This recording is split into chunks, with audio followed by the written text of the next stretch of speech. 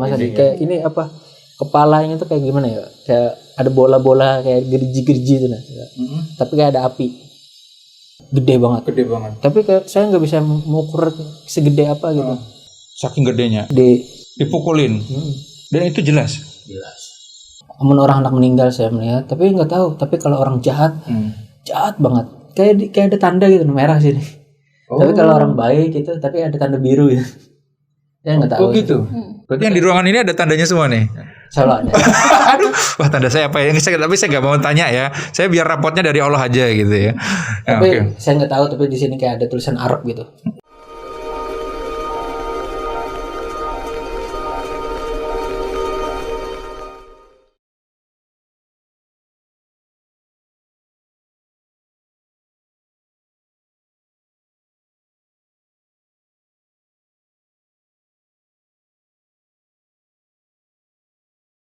Busana Inspira Movie oleh CHTTN Basic. Pilihan terbaik buat kamu yang mau bikin kaos.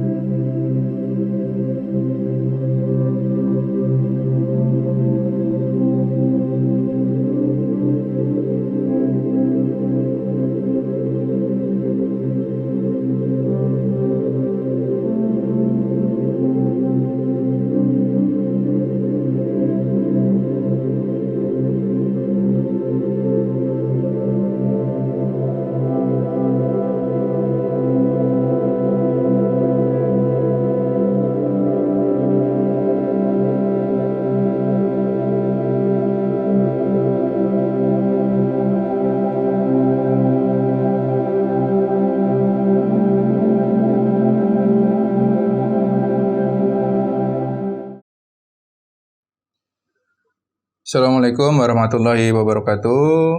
Sahabat-sahabat Inspira Movie, alhamdulillah di hari yang berbahagia ini ya, alhamdulillah Allah kasih rezeki selalu bertemu dengan sahabat-sahabat, teman-teman, guru-guru, tokoh-tokoh yang insya Allah bisa menjaga akal sehat kita, bisa menjaga kejernihan hati kita. Nah makanya jangan bosan-bosan untuk share video Inspira Movie, karena kan Inspira Movie ini salah satu tayangan yang menjaga akal sehat kita di akhir zaman gitu ya kan. Nah hari ini kedatangan sahabat spesial ya, yaitu Mas Musleh. Apa kabar Mas Musleh? Kabar baik. Alhamdulillah ya. Alhamdulillah. Ditemani di sebelahnya sang istri. Terima kasih sudah mau nemenin sini Mbak ya. Iya. Masya Allah, luar biasa sekali. Mas Musleh ini menarik ya, sahabat-sahabat. Jadi beliau itu memiliki kisah hidup yang mungkin nggak banyak orang alami. Ya, beliau merasakan sakaratul maut, kemudian melihat gambaran-gambaran api neraka, bahkan orang-orang di sana. Tapi sebelum itu, tentu saja kita pengen tahu kan, perjalanannya Mas Musleh ini loh. Nah, Mas Musleh dibilang hijrah begitu. Hijrah banyak macamnya tuh. Perjalanan hidupnya gimana? Mungkin bisa diceritakan mungkin dari SD mungkin ya. Nah ini kan kita kemarin ngobrol-ngobrol begitu kan, ternyata dari SD pun itu sangat berwarna sekali. Berwarna.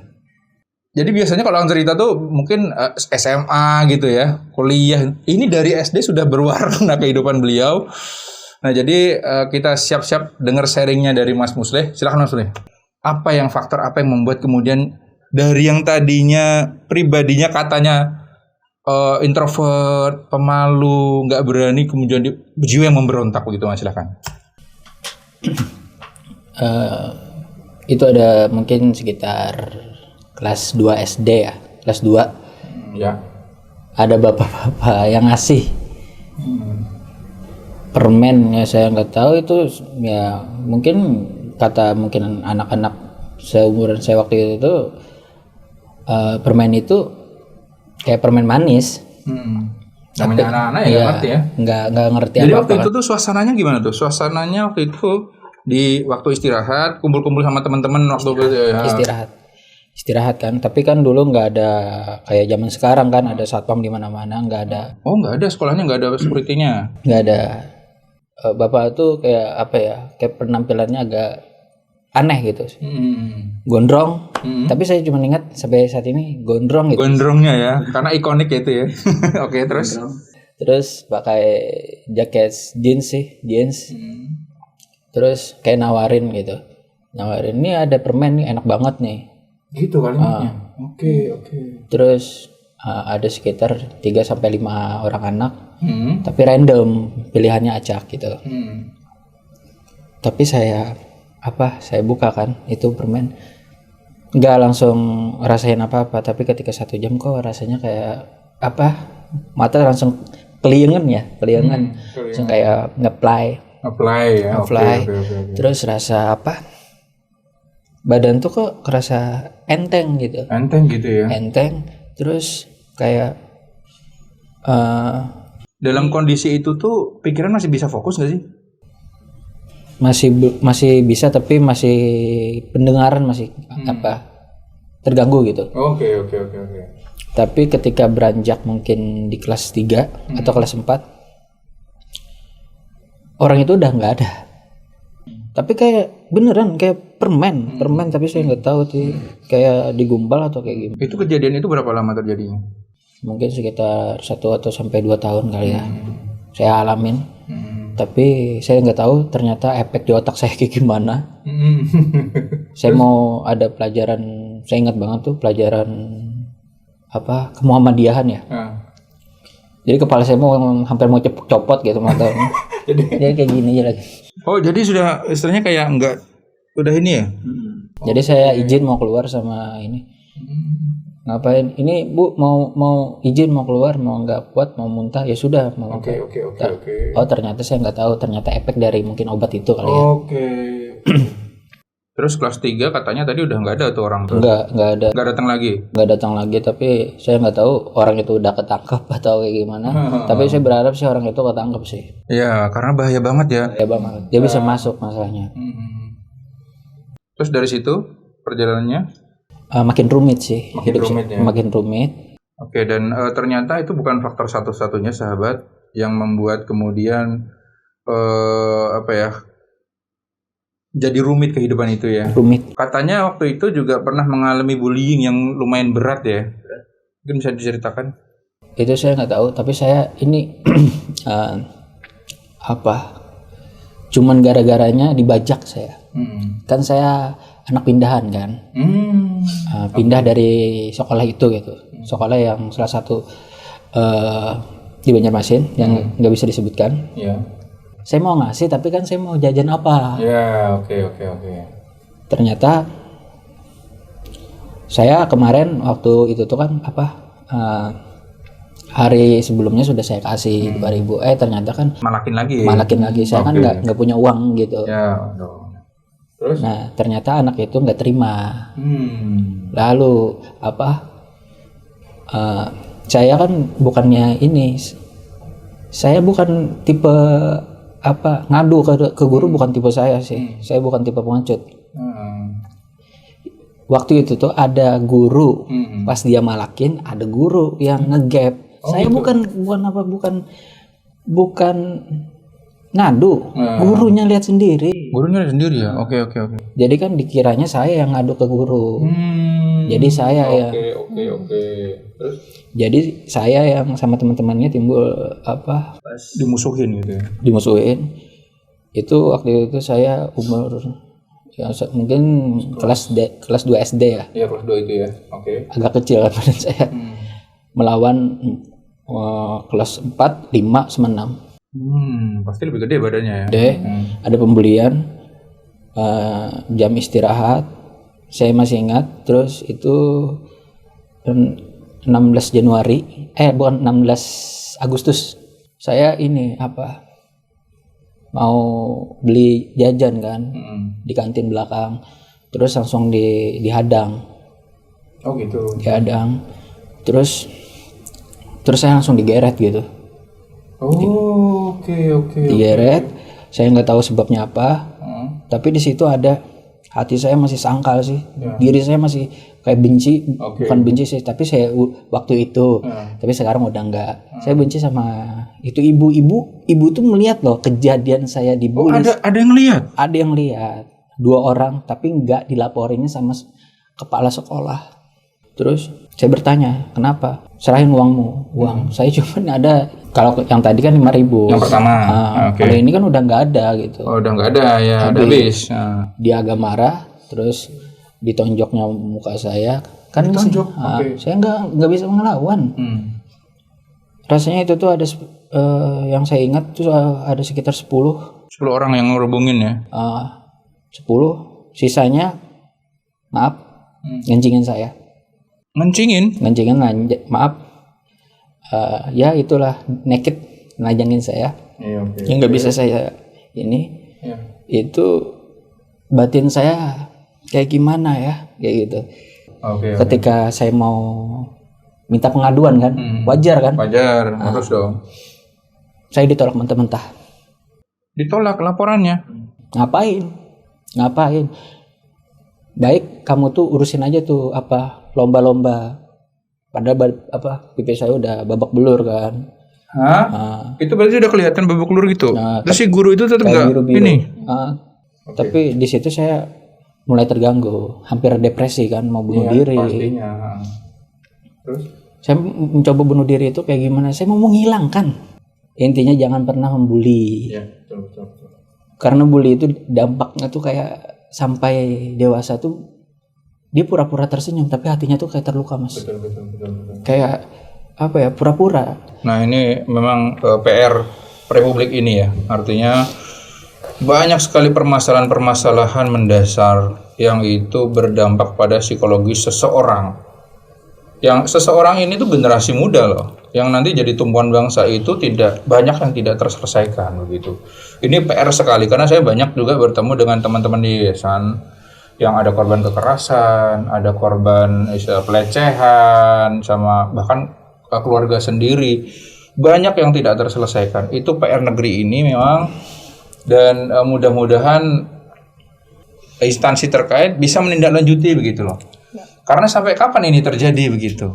Mungkin tidak hanya zaman Mas Muslih aja, mungkin zaman sekarang mungkin itu masih ada terjadi begitu loh.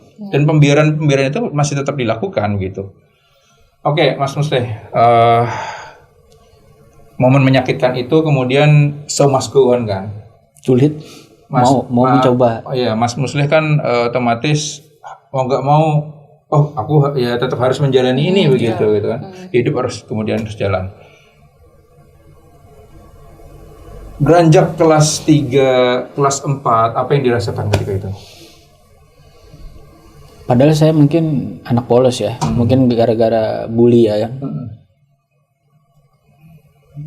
membuat saya menjadi serigala. Tapi ketika SMP, saya ingin seperti kayak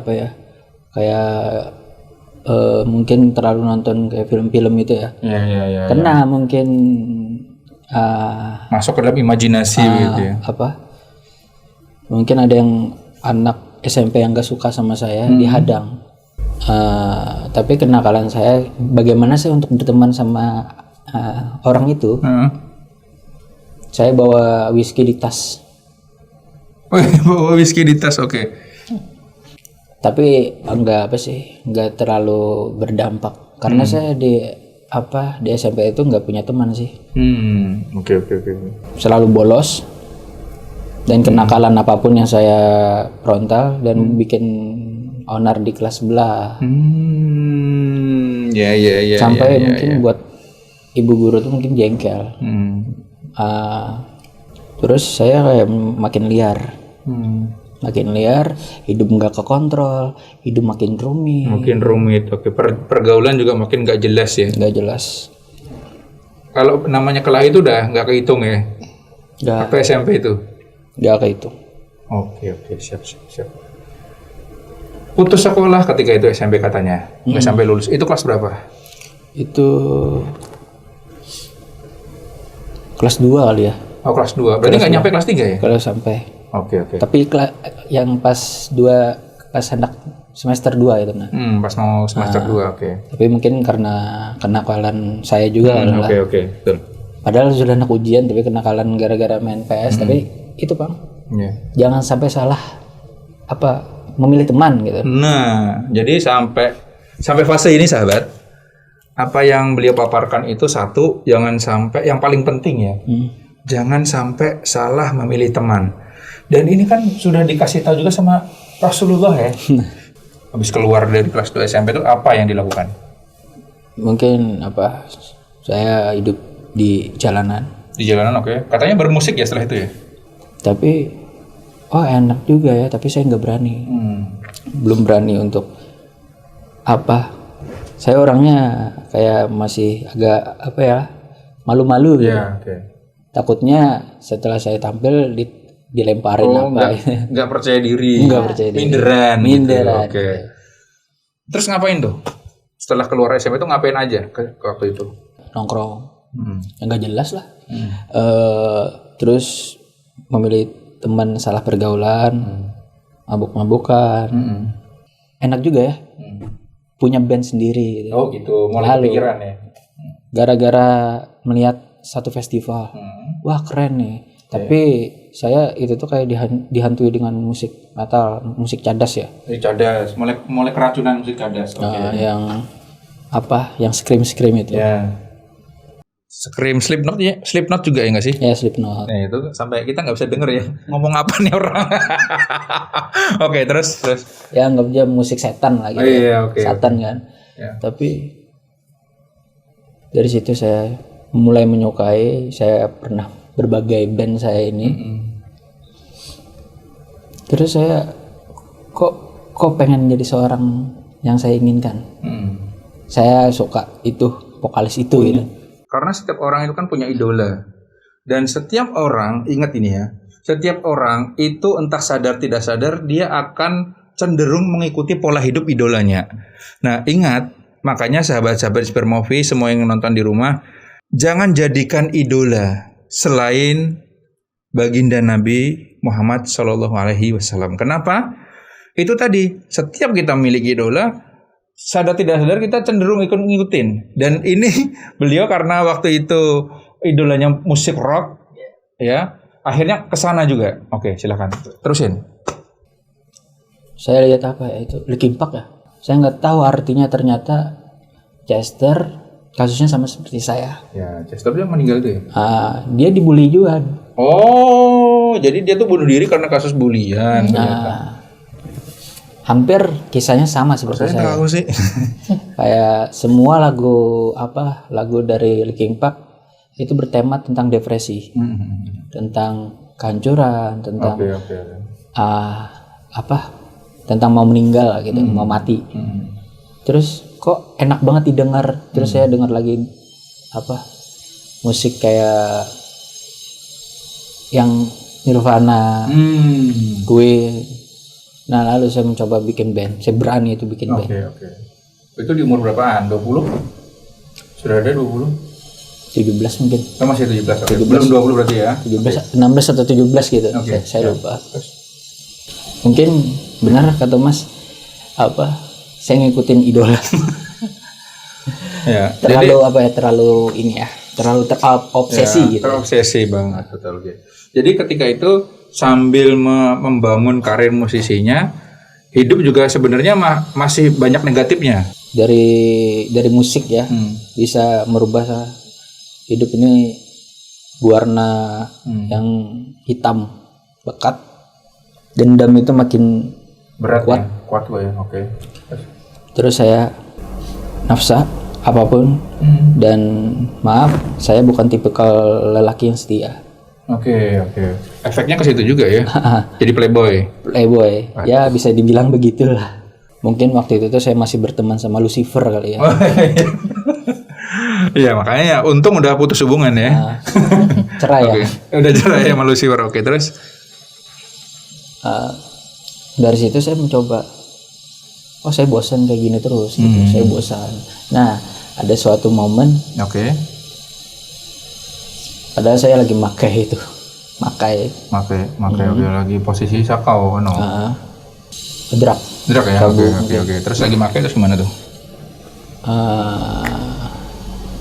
Ngeplay tapi terus saya agak ada mimpi, arahan ke mimpi itu.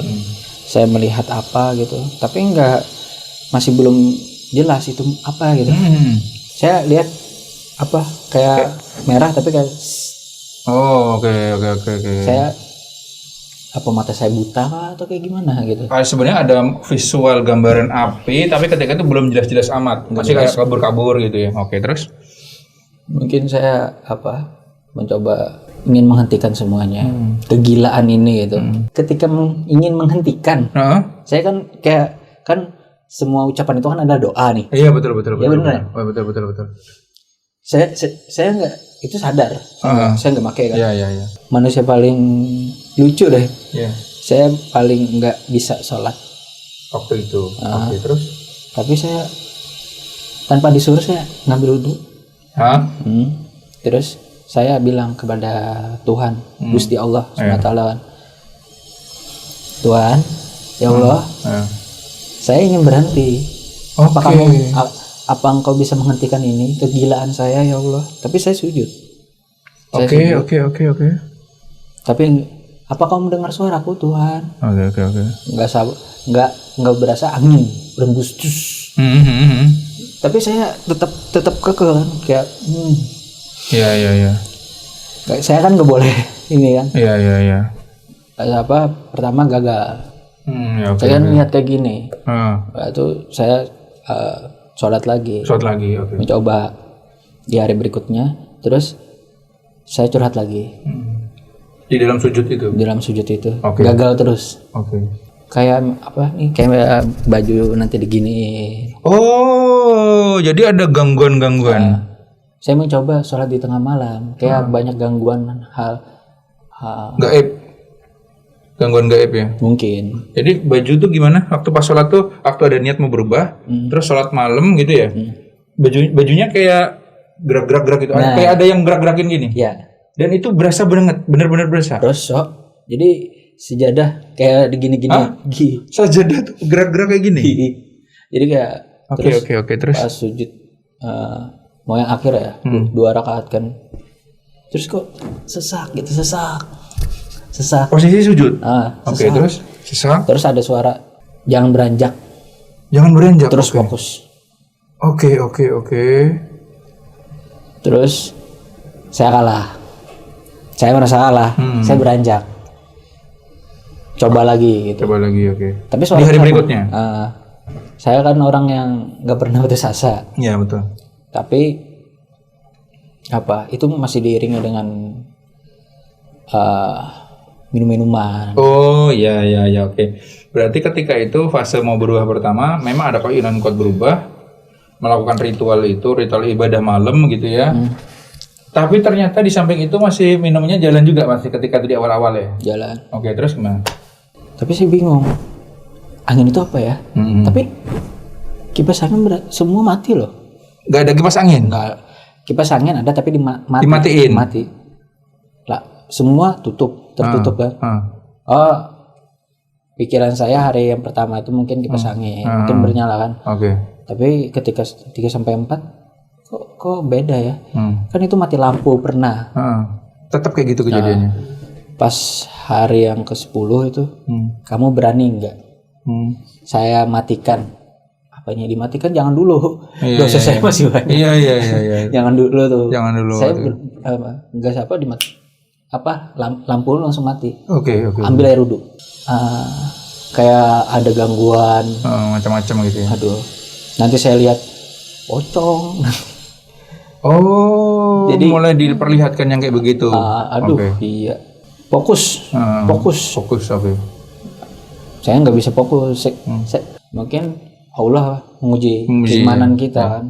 Terus saya dimimpikan sejelas-jelasnya, dan itu tuh mencoba, Tuhan saya ingin berhenti. Saya itu tidur. Saya ingin berhenti Tuhan, saya udah capek. Sudah capek. Sudah lelah dengan semua ini, dengan kegilaan hidup saya. Saya bingung harus kayak gimana Tuhan untuk mengakhiri ini. Apa kamu mendengar doa saya? kalau kau dengar doa saya cuma ingin saya ingin hijrah Tuhan. Ingin berubah. Terus saya di dalam mimpi ada dibelikan sebelum hal mengerikan yang saya lihat gitu. Apa yang kamu inginkan? Itu apa? Bisikan juga? Bisikan. Tapi apa yang kamu inginkan gitu? Rumah mewah atau apa? Cita-cita saya bisa nggak pengen jadi apa? Bisa jadi penceramah. Penebar kebaikan gitu aja. Penebar kebaikan, oke. Orang itu tersenyum. Pelan-pelan ya gitu. Terus saya agak tertidur kan. Kayak gini. Terus kayak digambar gitu nah. Oh, kayak ada hadir sosok gitu. Saya kan agak bingung. Tadi tuh bapak tadi siapa sih gitu nah. Saya mulai agak takut kan. Selalu curhat kepada Tuhan. Mungkin Tuhan, saya ingin berubah. Nah, di momen itu apa yang kamu rasakan? Mimpi yang mungkin nggak semestinya orang alami ya. Oke. Apa itu? Kamu mau mimpi apa? Ditanya gitu? Saya nggak tahu tuh bisikan apa, tapi hilang. Saya ingin merasakan rasanya tuh bagaimana sih rasanya sakaratul maut. Oh, terucap begitu. Kan mulutmu adalah harimaumu. Oke. Dan mulutmu adalah doa yang kau ucapkan. Dan saya ingin menghentikan dan saya tidur. Kaki saya dingin sedingin-dinginnya. Dan itu masih nakal ya, dingin. Tapi kayak ada nombak dari sini. Badan saya. Dan itu real rasanya, dirasain. Real banget. Terus saya merasakan kok panas gitu, panas dingin gitu, kayak demam ya. Terus kayak menjalar sampai ke sini, dingin. Naik terus. Terus saya merasakan kayak makin kayak dinginnya tuh kayak nggak pernah sebelumnya dirasain.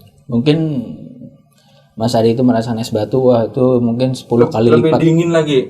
10 kali ribunya es batu. Oke. Sorry ya sahabat, kita kalau pegang es batu aja dipegang lama tuh perih ya. Dingin banget. Ini lebih 1000 kali lipatnya lagi rasanya. Saya nggak mulai kayak kayak napas mulai tersengah-sengah. Oke. Terus? Tapi saya melihat kayak bayangan hitam besar menghampiri saya kan. Tugasmu masih banyak. Oh gitu. Apa saya nggak bisa dicabut nyawa saya? Oh gitu. Tidak bisa. Oh gitu. Tugasmu masih banyak. Tapi beliau arah yang ini membentangkan ya sayap. Apa yang kamu inginkan? Saya ingin merasakan sakaratul maut. Terus kayak apa ini? Kayak saya bingung untuk menjelaskan itu tombak atau apa. Kayak besar, terus kayak bercahaya. Terus saya nggak tahu, saya seketika melihat panas banget. Tapi karena saya nggak sholat saya jarang-jarang ya. Jadi lihat visual itu nggak jelas gitu. Nggak bisa. Masih belum jelas banget. Oke. Jadi suatu ketika, jadi kan badan ini mulai merasa hangat kembali gitu. Tapi kan mungkin waktu itu tuh minumnya masih kencang. Oh, jadi masih minum juga. Berarti pergaulan tuh masih sama yang itu juga gitu, teman-teman yang dulu gitu ya. Beda-beda, tapi kegiatannya sama, minum segala macam masih oke. Ketemu minum. Jadi kan saya itu agak bosan gitu. Sampai saya kalau mengenalkan sama keluarga, kamu ini punya teman ini. Nah gitu. Jadi kayak sampai diprotes keluarga juga ya. Ya. Oke. Dan saya sampai curhat kepada Tuhan kan. Kalau curhat kepada manusia kan saya takut gitu kan. Saya orang yang paling minder. Ya, oke. Kalau misalnya mungkin melihat bayangan itu apa? Bertanya saya itu apa sih? Entah itu jin kah atau apa itu setan atau Lucifer, saya nggak tahu sih. Ya oke. Mulai saya minum, mungkin saya bosan kali ya. Ada momen saya bosan, minum, ngedrugs, main wanita. Itu sampai umur berapa kayak begituan tuh? Sampai tahun berapa? Mungkin setelah berakhirnya tuh kenal sama istri. Kalau dia bisa menghentikan keplayboyan saya dan kegilaan dan kenakalan saya berani hijrah Tuhan. Saya menantang gitu. Siap. Okay. Saya siap Tuhan untuk berubah gitu. Nah, terus kayak ada suara kan, kayak ada suara selawat. Terus ada di pelataran rumah kayak ada merpati. Saya nggak. Itu jelas gitu. Jelas, hidup merpati. 2 pasang. Oh 2 pasang. Merpati di depan rumah. Terus kayak isyarat gitu ya. Nah, terus baru kayak gini kan, langsung hilang merpatinya. Seharusnya kan masih ada. Masih ada, tapi langsung begitu ditengok lagi hilang. Hilang tapi ada cahaya gitu, cahaya. Saya lihat dari langit kayak ada cahaya. Ya oke. Wanita ini yang membuat saya merubah diri saya. Termotivasi untuk merubah ya. Dan menjadi apa yang semestinya. Oke. Next kemudian melamar sama orang tuanya Mbak Rina diterima. Kebetulan waktu itu ini Mas, karena orang tua saya sudah meninggal ya. Dua-duanya sudah meninggal. Jadi bapak meninggal 2015, ibu 2017. Jadi ketika pas dilamar itu perwakilan dari adiknya Pak D. Adik saya datang ke Banjarmasin untuk ya bermaksud mengenalkan bahwa ini loh keluarganya Rina gitu, yang masih misalnya adik dari almarhum bapak seperti itu. Jadi ya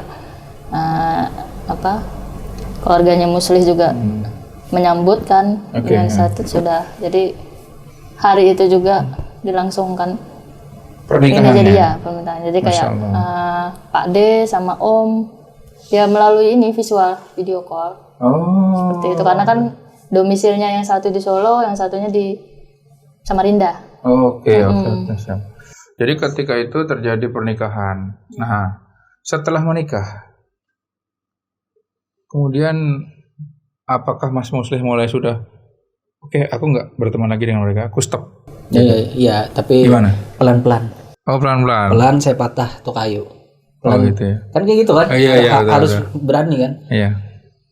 Dari situ saya mulai dijauhin. Saya sadar ada nomor WhatsApp saya diblokir, ada yang hilang tanpa jejak. Kamu mungkin teman mikirnya kok kamu beda sekarang gitu ya? Kan coba. Ya oke terus. Apa sih? Mungkin orang menganggap saya iblis gitu. Kapan bisa menjadi malaikat gitu. Saya ingin menjadi baik walaupun cuma sedikit gitu. Oke. Terus? Walaupun cuma sebiji korma lah gitu. Iya, insyaallah. Banyak sih, saya diblokir sama teman-teman. Itu kan tantangan dari Tuhan kan. Terus mulai kemudian ada dalam hati tuh dorongan untuk sholatnya mulai istiqomah tuh kapan tuh? Setelah setahun pernikahan atau 2 tahun pernikahan? 1 tahun. Setahun pernikahan. 1 tahun. Itu udah mulai istiqomah sholatnya. Istiqomah, tapi minum masih. Tapi masih kayak mungkin dari situ kayak masih belum menghilangkan kan. Pas mau memasuki 2 tahun, nah di situ momen apa tuh? Momen apa yang memang bikin bener-bener oh ya sudahlah, aku benar-benar harus meninggal semuanya termasuk mirasnya, orang-orang yang mungkin membuat aku nanti mendekati miras. Itu ada momen gak sih? Ada. Apa tuh? Saya diperlihatkan kayak gimana ya, saya bingung. Saya pernah saya kayak melihat orang itu mau meninggal 100 hari, saya bisa lihat. Dari situ saya udah benar-benar total. Oh gitu. Jadi kayak ada orang misalnya mau meninggal berapa hari gitu, kayak ada satu tanda yang bisa pian lihat gitu. Semenjak saat itu benar-benar total berhenti. Total sampai minumnya berhenti, semuanya berhenti. Berhenti. Wow. Jadi sampai orang, wah cantiknya. Saya ketawa. Kan ini pakai apa? Susuk lah. Itu kelihatan juga? Kelihatan, sama saya kelihatan. Oke, Mungkin orang lain melihatnya cantik banget gitu ya. Ya, jadi kalau orang lain lihatnya biasa aja, normal-normal aja wajahnya, pian kelihatan susuk-susuknya itu. Kelihatan. Namun orang anak meninggal saya melihat, tapi nggak tahu. Tapi kalau orang jahat, jahat banget. Kayak ada tanda gitu merah sini. Tapi kalau orang baik gitu, tapi ada tanda biru gitu. Saya nggak tahu. Oh gitu. Berarti yang di ruangan ini ada tandanya semua nih. Selalu ada. Aduh, wah tanda saya apa ya? Tapi saya nggak mau tanya ya. Saya biar rapotnya dari Allah aja gitu ya. Tapi saya nggak tahu. Tapi di sini kayak ada tulisan Arab gitu. Arab. Ada tulisan Arabnya. Setiap manusia. Setiap manusia yang saya lihat. Oke. Jadi beda-beda nih. Orang jahat ada merahnya di sini. Tapi kalau orang jahat tuh kayak ada tanda, tapi kayak besar bahasa Arabnya gitu. Oh, ada bahasa Arab juga besar gitu ya? Besar. Buat menunjukkan bahwa dia itu, dan saya nggak tahu itu apa gitu. Aduh, Mas Heri hati-hati Mas Heri ya. Ditutup, Mas, ditutup. Kelihatan merahnya nanti. Oh enggak ya, jangan merah biru. Oke, terus gimana tuh? Habis itu berhenti total, oke. Berhenti total. Saya mencoba ya, mencoba apa tuh? berinteraksi dengan apa? Dengan malaikat. Berinteraksi dengan malaikat maut. Oh gitu. Jadi kayak batin saya nih, malaikat maut, kamu ada nggak di samping saya? Saya mau berdiskusi. Oke. Sampai segitunya. Nah, terus. Sebentar. Datang merpati. Oh gitu. Mbak itu saya merpatinya tuh kayak merpati hitam. Merpati hitam, oke. Apalagi kata beliau kan. Yeah. Saya merasakan lagi sakaratul maut. Oh, ingin merasakan lagi. Waduh. Biar saya semakin terdorong. Untuk siap. Untuk nggak melakukan hal kayak gitu. Oke, siap. Saya tidur kan. Apa namanya tuh? Tidur di bawah tidurnya lagi gitu. Tapi kayak nyata gitu. Nyata saya melihat kayak apa ya? Tapi ketika saya bangun, kata istri, badan saya itu dingin, saya nggak merasakan apa-apa. Namanya saya ini kan. Oh, jadi yang seperti diceritakan Mbak Rina bahwa badan dia dari ujung kaki itu mulai dingin gitu. Seperti merambat kan kalau misalnya orang yang masih berdenyut atau bernapas. Hangat ya. Jadi saya kira kan ini seperti biasa kan kayak keluar gitu kan. Sebelum itu pas saya masuk kok diam aja gitu. Berubah ya, posisinya berubah gitu ya. Diam tapi berubah tapi meringkuk gitu loh. Agak sedikit miring. Oke, terus. Jadi pas saya pegang kok dingin dari warnanya beda nggak, agak pucat gitu nggak? Iya, pucat banget gitu ya. Tapi belum banget, jadi masih setengah pucat lah. Masih pucat, terus. Jadi dari ujung kaki ini telapak sampai merembet ke tangan, apa segala macam, sampai ke ubun-ubun kepala. Terus di momen itu apa yang Mas? Oh, itu jelas. Mas, jelasnya apa aja nih? Itu jelas. Ada bisikan, makin ada. Kalau kamu mau dengar lagi, kuatin ibadahmu. Oh gitu. Oke. Gak semua orang bisa dengar gitu aja sih. Itu saya lihat, saya ada ini mulai dari apa? Di bawah ditarik, apa yang kamu inginkan? Bisa membuat saya berubah gitu. Oke. Ditarik, saya lihat proses sakaratul maut.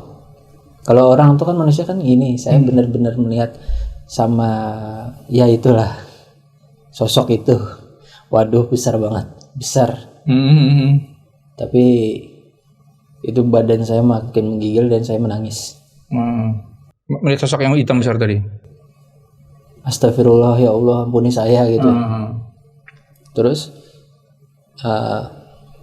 saya melihat diperlihatkan alam kubur sampai nggak langsung ke neraka sih. Apa yang terjadi di alam kubur itu? Kelihatan itu? Jelas. Apa yang masih diingat sampai sekarang? Jadi sampai saat ini kalau saya lewat kuburan jadi tangis, suara minta tolong. Itu kedengeran. Sejak peristiwa itu kalau lewat itu kedengeran kayak gitu-gitu. Kedengeran. Tapi kalau misalnya saya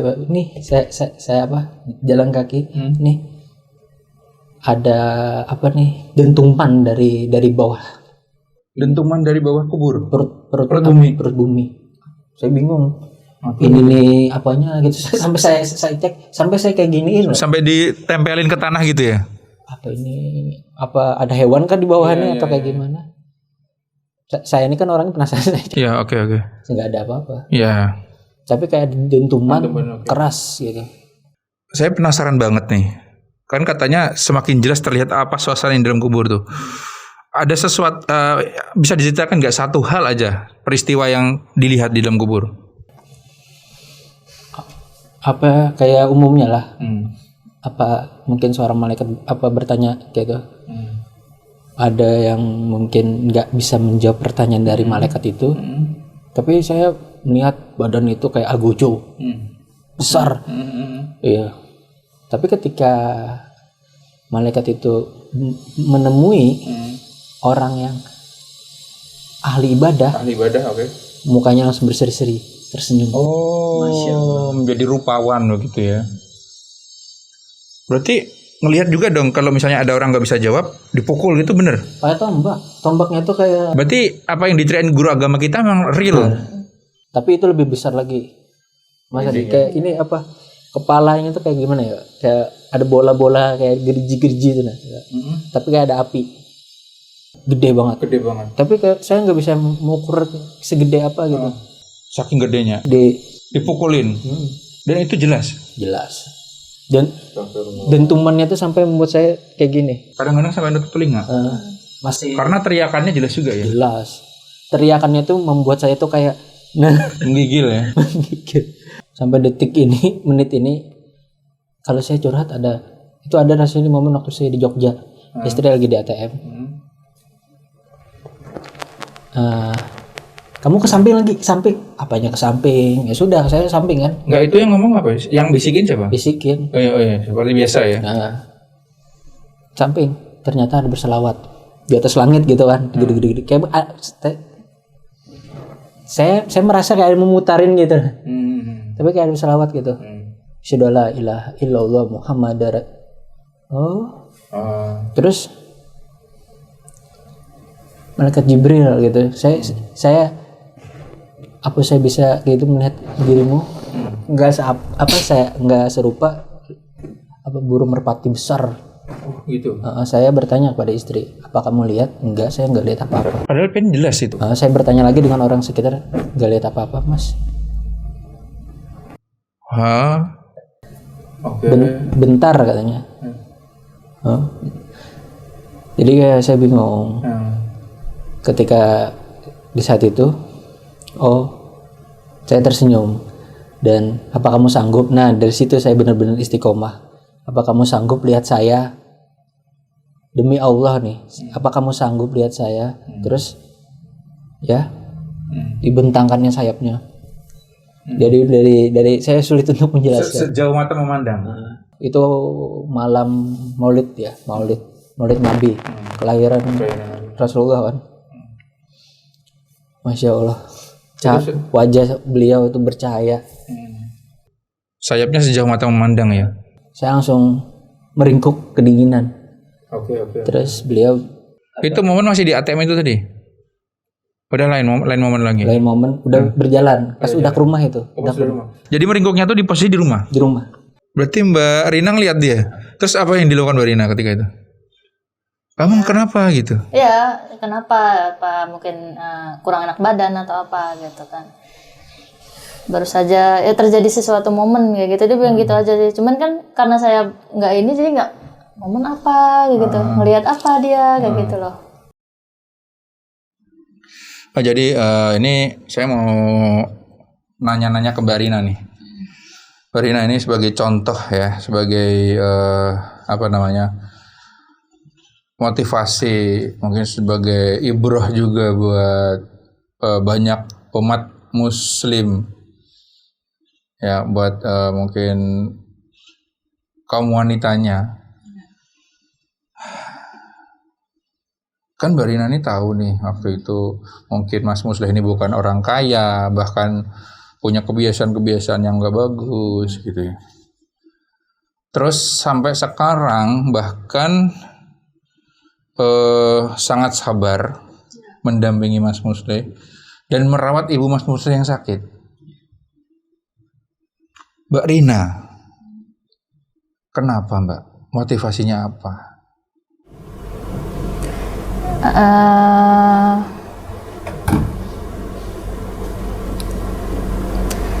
Karena gimana ya, kan mungkin orang tua saya sudah tidak ada kan Mas. Jadi saya menganggap ibunya Muslih kayak ibu saya sendiri. Jadi saya rawat, saya jaga beliau.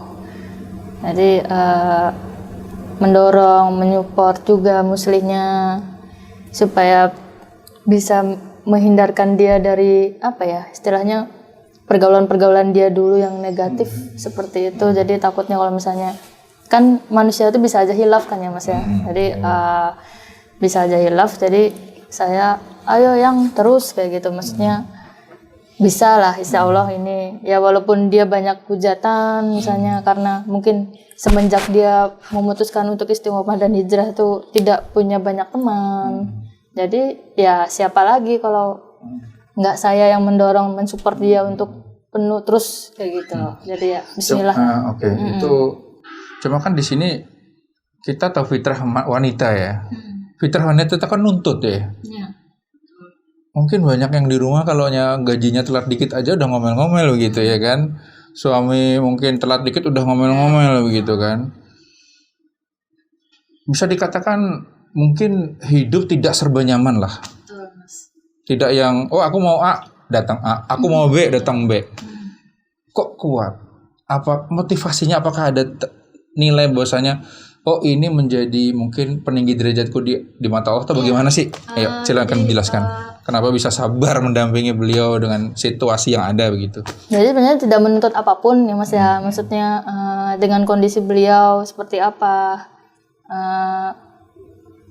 Semua keluarga juga banyak sih yang bilang kamu sanggup kayak gitu, kamu bisa defend gitu, bisa bertahan sama Muslih sampai sejauh ini gitu kan. Banyak yang salut juga dengan keadaannya seperti itu.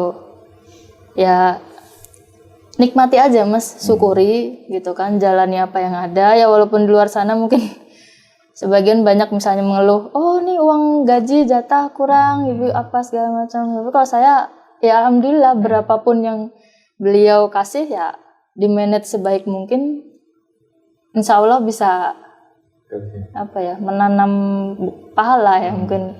Jadi masya Allah ya, jadi saya lihat beliau itu adalah sosok wanita yang ketika hati ini sudah pasrah kepada Allah, itu masalah segede apapun itu kelihatan kecil, kelihatan santai gitu. Jadi itu karakteristik seorang Muslim ya, entah itu laki-laki atau perempuan.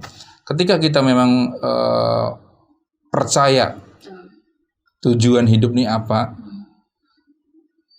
insya Allah masalah yang besar itu tidak terasa. Nah, berbeda kebalikannya ketika kita hidup itu materialisme, hedon, gaya hidup. Sedikit aja ada yang salah nih gitu ya, itu kayak masalah gede banget gitu ya. Makanya ini salah satu contoh mungkin buat sahabat-sahabat Ismopi yang mungkin udah berkeluarga, ini contoh yang luar biasa. Bagaimana seorang istri harus mensupport apapun itu keadaan suami, karena sesungguhnya istri itu adalah amanah suami dan suami pun amanah untuk istri, saling jaga begitu ya. Mas Muslih mungkin ada closing statement penutup untuk peringatan kepada umat sekarang. Ini udah akhir zaman, jangan main-main, jangan mengolok-olok Al-Quran, jangan mengolok Nabi, silahkan. Jangan tinggalkan sholat. Siksanya tuh kayak real, perih banget, nyata ya. Nyata. Dan jangan pernah jangan pernah tinggalkan sholat, jangan pernah, pokoknya sesibuk apapun. Memang Anda memang punya segalanya, fasilitas mewah, jabatan, mungkin bos atau presiden sekalipun, tapi kalau sudah di bawah, Anda bukan siapa-siapa lagi. Anda bertemu dengan malaikat. Maksudnya ketika mati nanti ya. Jangan bertemu dengan mungkar dan nangkir, dan mencatat amal baik dan amal buruk. Masya Allah. Itu sakit banget. Sakit banget ya. Susah kondisinya ketika itu, sulit ya. Jangan tinggalkan sholat. Saran saya jangan pernah tinggalkan sholat. Kuatkan agama dan tetap istiqomah dan tetap hijrah. Dan memang prosesnya agak sakit sih, memang agak sulit, tapi percayalah Hasbunallah wa ni'mal wakil, nikmat maula wa ni'man nasir. Masya Allah, luar biasa sekali. Allah selalu bersama dengan kita, dan percayalah mukjizat Allah itu nyata. Masya Allah, luar biasa sekali. Jadi pesannya itu singkat tapi itulah obat dari segala obat. Mungkin ada closing statement juga dari Mbak Rina buat umat, mungkin buat istri-istri di rumah bagaimana? Mungkin pesan-pesan terakhir dari sebelum kita tutup acara ini.